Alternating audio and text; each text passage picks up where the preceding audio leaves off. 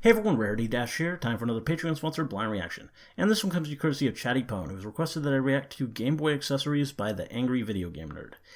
Now, the Angry Video Game Nerd. I am aware of him. I know he's been around pretty much forever, but I've never seen a single one of his videos, which I know must be shocking for a lot of you, considering that, yes, he is a big deal, but I just, I don't know, I'm not really as interested in video game reviews as I am reviews of other things like film or music. So even though there was that point when I was big into like all the Channel Awesome people, the Nostalgia Critic and all of them, I never really expanded it out to like the video game ones, and never really got to the Angry Video Game Nerd. So yeah, I actually don't really know fully what to expect from this. I imagine he's going to be angry and it's going to be video game related, because obviously, and I mean it is going to be about Game Boy accessories, so there we go. But yeah, I don't really know what this guy's really fully like. But I am interested in the subject of the day, Game Boy accessories. That's definitely a topic that brings back a lot of memories. Yeah. Not a lot of pleasant memories, gotta be honest. I mean, when I think Game Boy accessories, I mostly think about all the different lighting contraptions that we had to make the Game Boys playable, to make you actually be able to see the terrible screens that they had on them. Because if you aren't aware, if you're like younger, before the DS, or really it was, there was a Game Boy Advance SP, I believe it was. Before that, the screens were not backlit. There was no light lighting up what was on screen. You had to kind of just play in light to try and see it, or have a separate light accessory that made it visible. And it was just a story in frustration. And those are the accessories I most remember. Though there were other things that were dumb, stupid, like gimmick things like a camera and a printer, which were absolutely useless. And like, what else would be going in like accessories? I mean, I guess you could throw in like game genies and all that stuff, cheating devices. I don't know what else. I mean, there were probably tons of stuff. I mean, it was a pretty lucrative market, I think, gaming accessories, especially for Game Boy, as big as it was. The first real success of a portable console. And, I mean, I'm guessing we're not going to be talking just Game Boy. Well, maybe there's probably enough with just the original Game Boy that you don't have to go into the Game Boy Color or the Game Boy Advance or anything like that. Though it wouldn't surprise me if we do. I really don't know here. But I'm interested in seeing what he says and really how he is. I mean, I've been avoiding this guy for all this time, so I finally get to see what the deal is. It should be kind of interesting. Anyway, here we go. Okay? I don't recognize it. Oh. And he already looks angry, and there's a fidget spinner. Okay.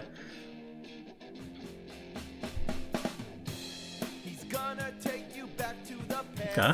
Theme song? Wow.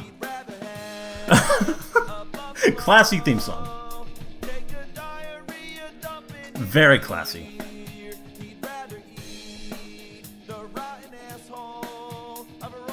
Oh. Okay. And despite that, it's a fairly chill theme song in terms of the tone of it.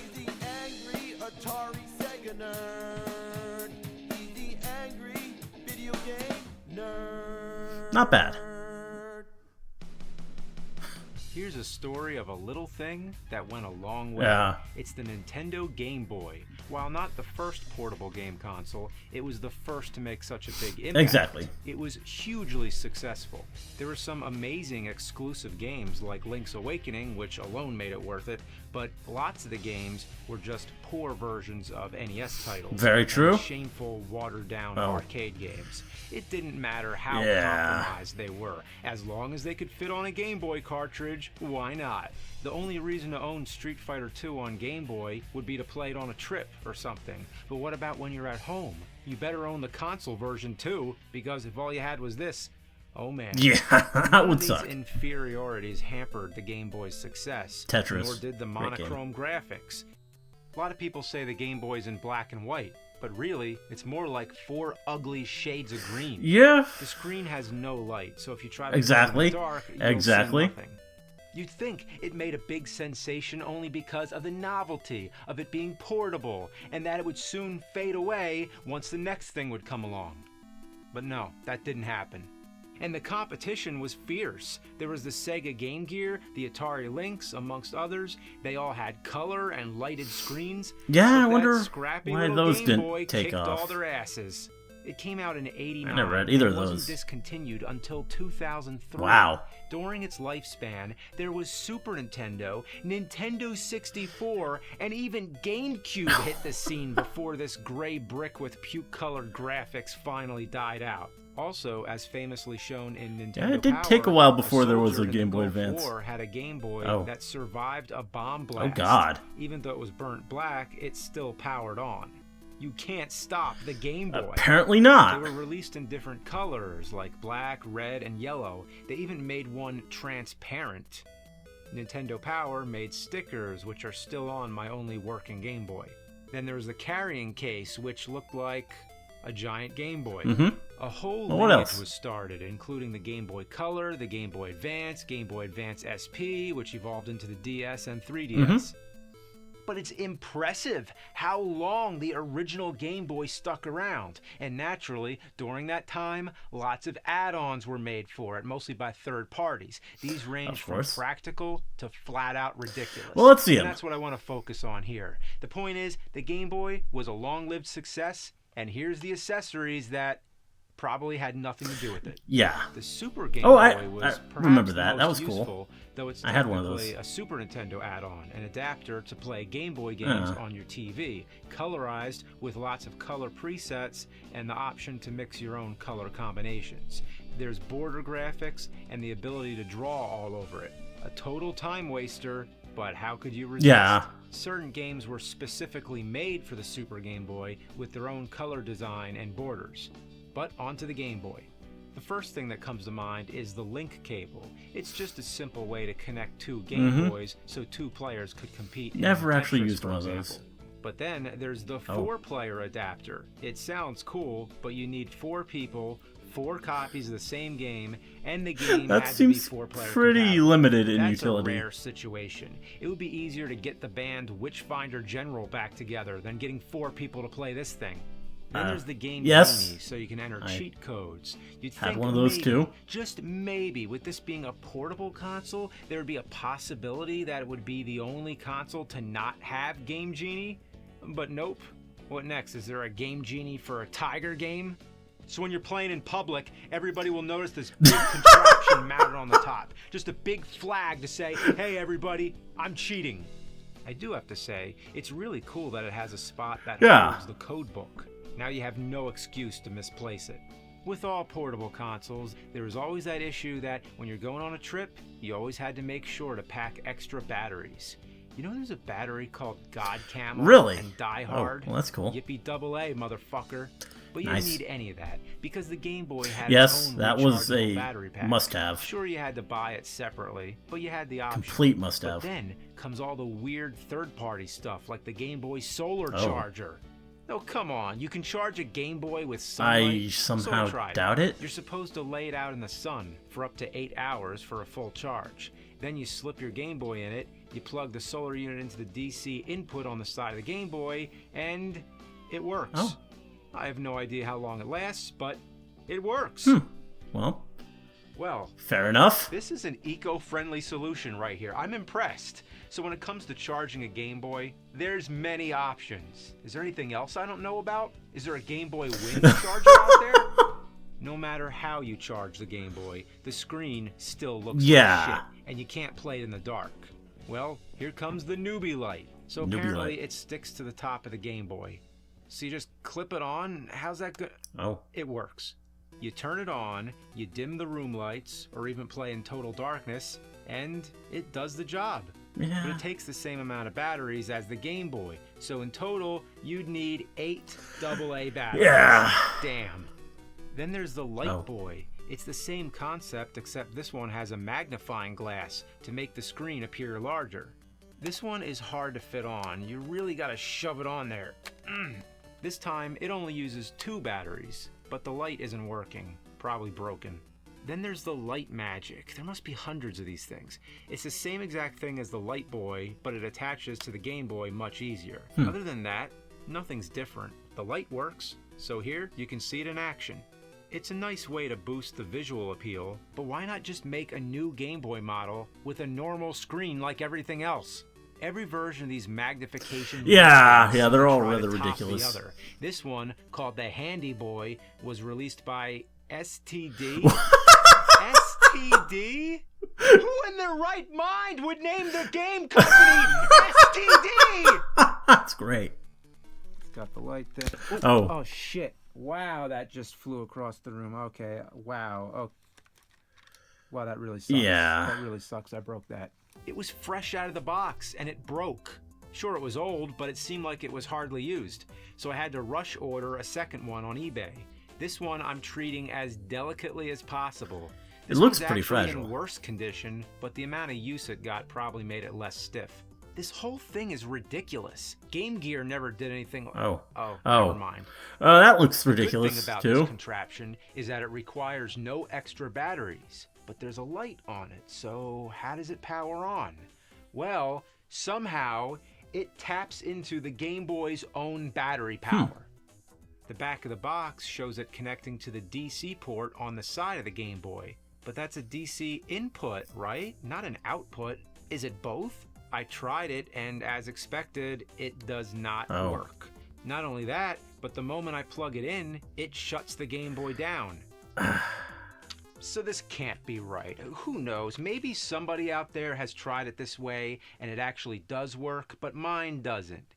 However, there is another way to power this thing. Yeah, they gave you a second option, as if they knew it sucked. Well, I wish I didn't have to do this, but... Yeah, look at that. You're supposed to stick it in the battery slot and lay the batteries over it so the contact points and the batteries sandwich it in place. And guess what? It works like shit. The light comes on and off at random. I have to constantly jiggle it around to get the light back on, but it keeps going off again. The screen magnification is alright, but as you can see, my glass really needs cleaning. Then there's the controller add-on. What's the point of this? In case you didn't like the Looks controller pretty that was awful. already there? It was fine enough. Why do you need this? Does it add anything to the game? Is it any better? No, it's fucking horrible. It's all stiff and awkward. Who'd want to play it like this? The speakers are meant to amplify the sound, in case you didn't think the Game Boy's speakers were loud enough. Because that's what you want if you're in public, right? Like if you're on a bus, you want everybody to hear what you're playing. But the speakers on this thing are actually less loud than the Game Boy speakers. Okay. Maybe they're full of dust. There was also possible. the amplifier by Newbie, so the idea of making the Game Boy louder became its own line of experiments. But then came the ultimate project. If you want to get serious about your Game Boy, then let me introduce... Oh God. The booster. This big-ass motherfucker is like the mecha combiner robot of the Game Boy family. It would be cool to see it fight a Game Gear, but that would take me extra weeks. It takes C batteries, but the Game Boy gets to tap into the booster's power by plugging the booster into its DC input the way it should. So at least they got the power situation worked out. It magnifies and lights the screen just like the others. It has a cover for the front with new controllers, but again, the Game Boy's controls were perfectly fine, so why would you need this? Just get rid of it. Yeah. As for the speaker volume... when would you ever want it that loud? You only play it like a foot away from your face.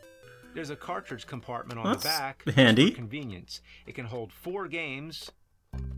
3 games. Wow. 2. It holds only 2 games. Overall, if you didn't like how lightweight and convenient the Game Boy was, and the portability is not something you find appealing, and you wanted something more bulky and awkward, then this is for you.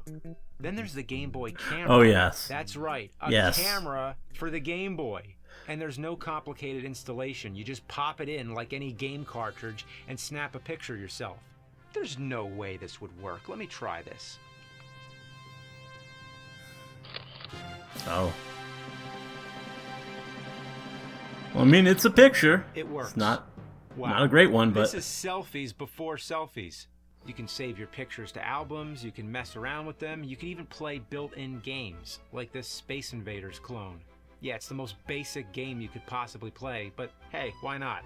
For some reason, it has a suicide button that blows yourself up. Then there's all kinds of weird random games. What the hell is that? I don't know. The more you play around with this, the more strange things happen. But basically, it's a camera that's a Game Boy cartridge. Oh, I wonder if it works on Super Game Boy. No. Well, maybe. It does. Holy shit. But the camera can't work, can it? Oh my. It actually works. Interesting. But if you want to take a picture of yourself, you have to turn the Super Nintendo Yeah, around. that makes it a bit more difficult, but... The bottom line, it could be done. But hey, look here. I can decorate my face. Yeah, definitely some fun to be had, I guess.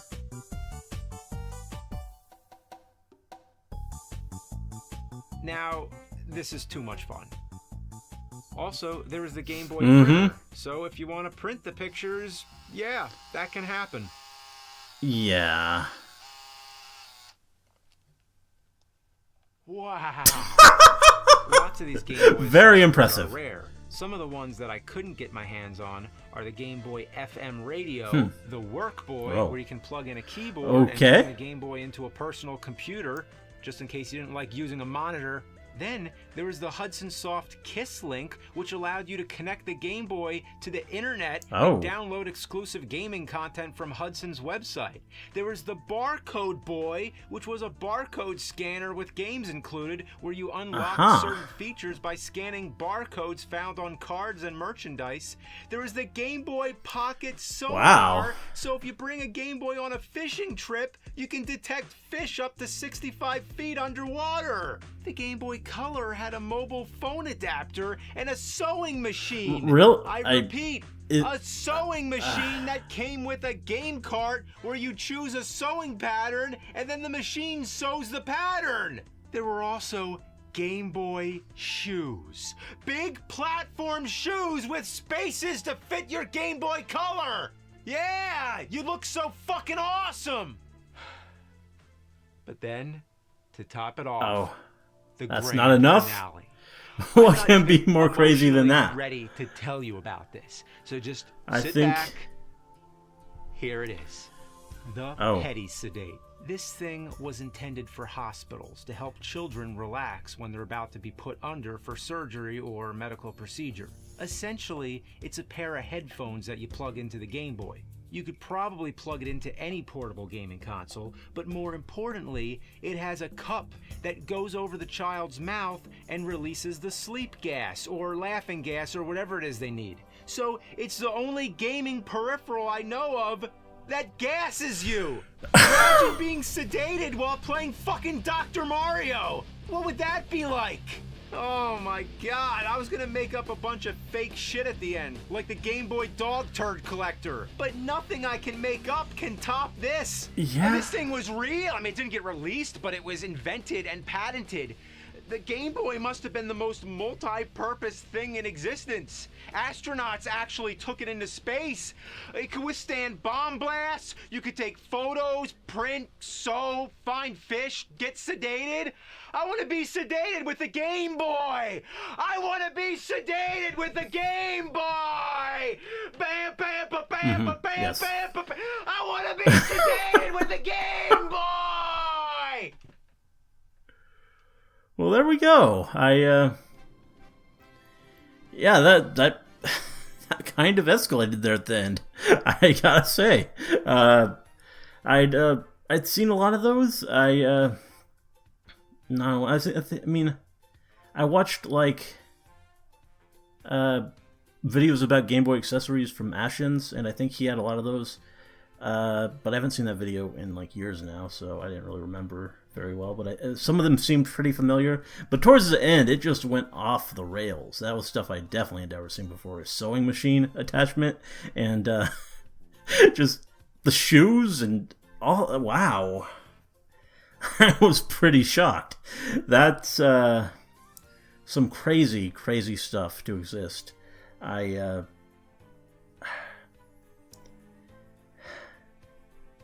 don't even know. Like, sewing machine, fishing, just why? Why would that? Why would you make that? I mean, I guess why not? But seriously, just people were really, really Game Boy crazy. I guess I don't know. Weird. But yeah, a lot of that stuff was pretty familiar to me. Like the Game Genie, I remember how that looked. Definitely had one of those, and I definitely had some. I don't know if I had one of those, exactly one of those lights, but I had something very similar. It could have been one of those. I don't even remember. And obviously had the adapter and stuff like that, but yeah, definitely an interesting video. As for the Angry Video Game Nerd, he's a pretty good presenter. He wasn't quite as angry as maybe I was expecting, though maybe that's just this video. There isn't quite as much to get angry about. It was more sort of showing off stuff. It wasn't really so much getting like angry at a game. But yeah, he was very professional, very entertaining, and he did a good job of it. So yeah, I mean, I'm impressed. I definitely would consider watching more. It was good video.